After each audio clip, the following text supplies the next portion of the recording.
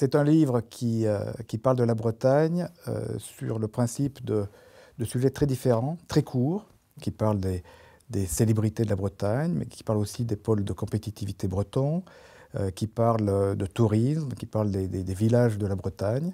C'est tous les petits secrets de la Bretagne que personne n'a jamais osé encore rassembler dans un seul livre. Et ce petit livre, qui s'appelle « Les miscellanées du docteur Le Dantec », rassemble justement toutes ces petites informations, ces chiffres, ces anecdotes. Qui touchent à la fois au politique, à l'économique, au culturel et à l'histoire. Un petit livre qu'on dévore en picorant. Qui est le docteur Le Dantec? Ça, c'est la vraie question, parce que c'est un personnage que nous avons inventé. Le Dantec, pourquoi? Parce que c'est un nom qui est assez courant en Bretagne. Pourquoi le docteur? Ça fait référence à un livre qui s'appelle « Les miscellanées du docteur Schott ». Et donc, on a voulu faire un peu le pendant avec les miscellanées du docteur Le Dantec. Nous avons eu envie d'écrire ce livre parce que notre amour de cette région était tellement fort. Je pense que ce livre retrace bien notre travail, c'est-à-dire beaucoup d'amusement, beaucoup d'idées, beaucoup de créativité dans le contenu.